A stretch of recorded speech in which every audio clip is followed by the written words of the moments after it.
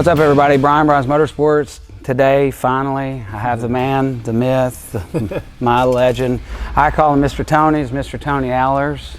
So we're here today to finally tell everybody the story of Little Debbie, or what we like to call her is Big Deborah. Yeah, Big Deborah. Big Deborah now. Yep. So she's all grown up. She's all grown up. Yeah, and she's fading just to see it. Our little baby girl is all grown. Yeah, too many cakes. Yeah, oh yeah. So.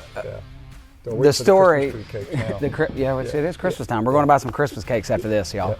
So the way we really started this, I don't know if I was 11 or 12. I thought about it all last night when I moved in the trailer park here in Hendersonville. Yeah.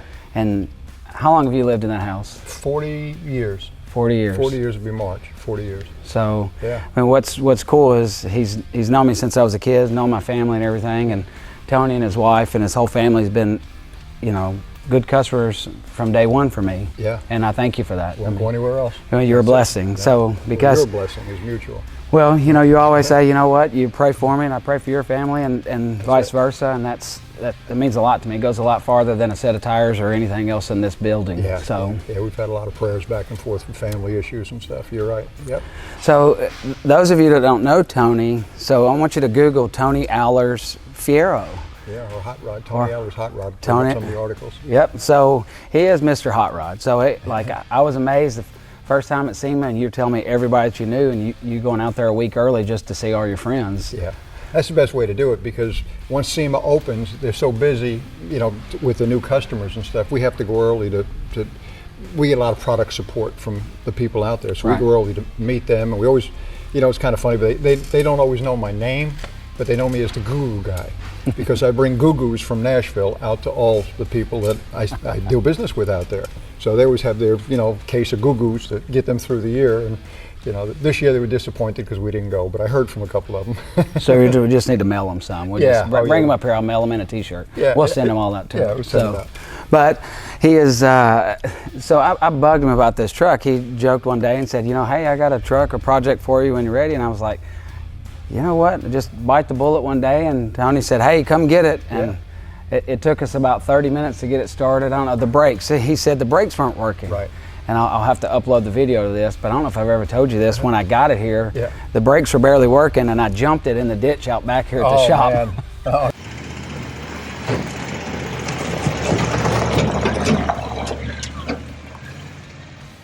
Yeah. I come in hot, and I told everybody, I said, heads up. I said, let's just see what she's got. Yeah, I always had to refill it before we went anywhere. Yep.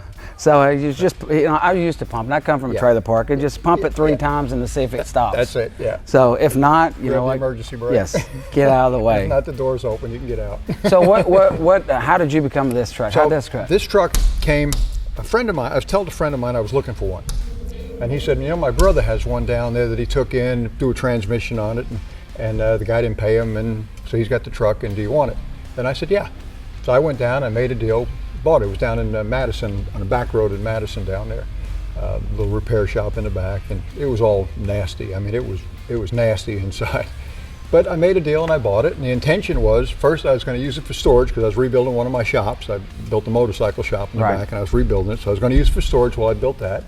And then my intention was to do similar to what you did, only I was thinking of lifting the body off, and I was either going to put it on a Dodge dually frame or keep a GM and put it on a GM dually frame, diesel. Right. Similar to what you did, but you went a little further. You went a lot further, and you did a lot better job.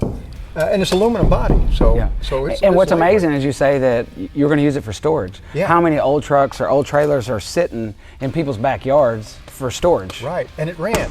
Yes. So they have a lot of them sitting there, but they pulled the engine out or they pulled the transmission out. This, with a little work, we can get it running. Right. So, I drove it around a few times just because it was fun to drive around. And I got some of the little Debbie supplies, the little cardboard stand-ups and stuff with it. Is she still in there? Yeah. I use her at shows. It shows. Put her out there. Let her advertise. And it turned out it was, when you got it, I think it was the 60th anniversary of Little Debbie cakes. Correct. So it was pretty cool. It was the 60th anniversary. So with that being said, Little Debbie, this is for you. I reached out. I said, hey, let's do some cross, whatever, commercials, advertisement, whatever. I'll come to you. Yeah. No response. Oh, yeah. On average, when we go to truck shows, we spend $400 to $500 on snack cakes. Yeah. Oh, wow. And so my best thing, so like Daytona, the first big show, one lap, all the laughs. It was priceless. Yeah. I got in trouble. They kept telling me to park it because we were throwing out cakes and people were following me because they wanted snack cakes. You know, so it's just like, you're taking away all my fun here, you know? Yeah. But people watch it because I have women come up, they go, I watched this on TikTok ever since you started it. Yeah. And it's just, you know, you never know what one 30-second video is going to go to, right? Who's going to impress down the road to? That's the next thing. Who's the next generation? Who did you inspire when you did this? Right. To build theirs. There's some guy somewhere in a garage, maybe in Georgia, Florida, or wherever it is, I don't care, New York, that got the idea and said, hey, you know what they did with that? I can do that. I actually sold a set of wheels. When we first got it running started, I sold the exact same set of wheels to a guy. There you go. So, and it was just like, hey, I just sold another set of Little Debbie wheels. I'm like, how cool is that, you know? Yeah, so that's always the exciting part. Who did you inspire? Who did you get started to? You know, I tell people, and I'll talk with people all day long, wherever it is. My wife says, you know, you just talk too much. You talk to me. Because, you know, I've learned a lot of stuff. I'm 72 years old, and I've been working on cars since I was 12.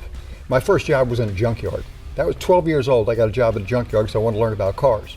Red Rignola's junkyard out in East Patchogue, Long Island, New York. My first job. And he'd say, go take the gas tank out of that car. You know, what's a gas tank? You know, I mean, you figure it out, but you get some tools and you take the gas tank out, and they say, okay, now you got to put it in that car. Okay, then that's the stuff I was doing at 12. I started doing engines at 13, and so I always grew up around cars. Well, I learned a lot, and I learned a lot of the old school tricks and stuff. I had a guy today send me a text, a message, and he said, the engine's seized in my car, and I know you know a trick how to release it. How do I do it?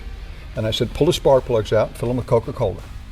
And just keep topping it off with Coca-Cola for about a week, and then eventually you'll release it. Because the Coca-Cola will eat the rust around the rings, and you'll be able to release it. So there's a lot of old tips that you learn over the years, and you've learned a ton of stuff since you've been in the business. And I tell my wife all the time, it doesn't do any good to be the smartest guy in the graveyard. You got to pass it on. When she's talking to me about talking too long, I said, you know, you'd be the smartest guy in the graveyard. No, you got to teach people how to do it. And so we've always enjoyed doing that. I've always enjoyed teaching people. And you know what young people today is, and this is a word, is when people like you talk, they need to shut up and listen. Yeah. And so there's a time I always tell people, when I have certain men in my life or come in my shop, that I stop and listen to. Yeah. And I look you in the eye and I listen to what you're saying, and I take it in. And a lot of young kids, they don't. I take it to heart because I'm listening, like, what can I learn? Well, we were at a car show. We were at and I built that tribute wagon to the firefighters killed in the World Trade Center, that capricious show car. And that car actually won 36 shows in a row and 2 championships. And I did a lot of real custom work on it. One of the things was I built the custom bumpers for it. Well, those bumpers were flexible bumpers. And everyone told me you couldn't do it. You couldn't remold a flexible bumper. And I looked at it, and I actually built my first one in 15 minutes. Now, it wasn't finished, but it was a prototype. And I said, okay, I can do that. I had Chip Foose ask me at a show up in Cincinnati, how did you come up with that measurement? How did you figure that out to come up with that measurement? Because it's still totally functional. Right. It was on a 91 Caprice wagon. And if you look me up, you look up Capricious and you'll see it. But 91 Caprice wagon, Caprice had a big wide bumper. Well, I took it all the way down, so it was only about 2 inches wide, but it still had the impact bumper behind it. It was still totally functional. And when Foose asked me, how'd you do that? I said, that was easy. It's 1.5 inches wide. That's the width of the table on my jigsaw. So I just used that for my guide. There was no real science to it at all. I looked at it and said, this is going to fit. And I cut it, and I molded it, and I used flexible bumper adhesive, and eventually I built one for another custom car builder in Florida. I built a few. I had a company in California wanted to take them and build molds off them, and they said, well, build I guess they call it a plug or something. And I told them no, because I don't want everyone next to me having the same bumper. I was doing a show, and a bunch of kids come up from a automotive college out in Memphis. And they said, man, where'd you buy that? And I said, I didn't buy it, I made it. And they said, how'd you make it? And my answer is, do you really want to know? If you really want to know, I will tell you. Yeah, do you have time? Yeah, it's going to take you about 30 minutes. I could explain to you how to do it. And they, oh, no, it's okay. Well, one kid stayed.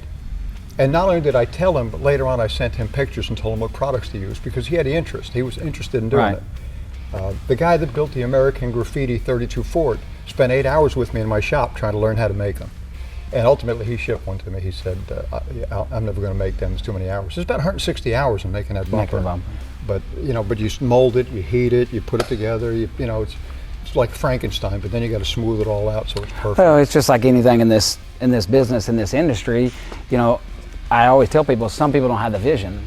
Right. That's This right. is what I love that God give me. God give me the vision. That's right. And when I say I'm going to do this, everybody's like, I don't really know about that. And then, or my wife, I don't really know about that. Yeah. You know, she'll look at me and give me that side eye. Like, and I'm sure your wife does the same thing. Yeah, Right? she's come along over the years, but 51 years. They so all she's come do. along. They all do. But yeah, but it's scriptural. Yeah. So you see things not as though they are. You know, it's like they talk about faith. You know, so we can see things that aren't there as though they are, and there's not a lot of people that have that vision.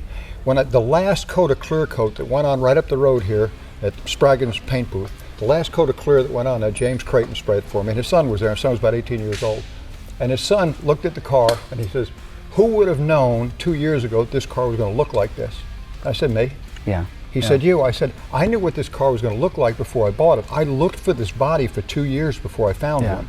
So it's the same thing. It's I always tell people, I said, I wake up at 2 o'clock in the morning and go, you know what? It's like my rust pack out there, my rat rod. Yeah, I yeah. envision a car around a set of wheels, and this is kind of the same. And so for those you don't know, like this is a 87 chassis, Chevy chassis, but on the rear was like, it was a dually. I'm like, yeah, we just put a 24 by 16 on the back with a big fat tire, you know, and made it what it is. Yeah. And that's amazing. We put a 5.9 Cummins in this, so we're really going to take this thing down the road, me and you, and blow a little smoke and have a little fun with it. So Kicker, of course, we always say thank you to Kicker for hooking us up with subs. Maybe we can get this thing to SEMA, and you and I can hand out some fudge rounds. I'd do it. I'll be there. We'll go next year, maybe. In a heartbeat. So maybe Forgiato always. So got the F on a big MBRP exhaust tip coming out. So I want to say it would be a crowd pleaser at SEMA. You know it will be. It doesn't matter where you go in this thing. Yeah. So literally just the smiles and the kids. And what I always say at the gas stations, what's cool is you have the kids, then you have the women, then you have the men. If you capture all three of them, guess what? It's a win. That's right. Exactly. It's a win. Right.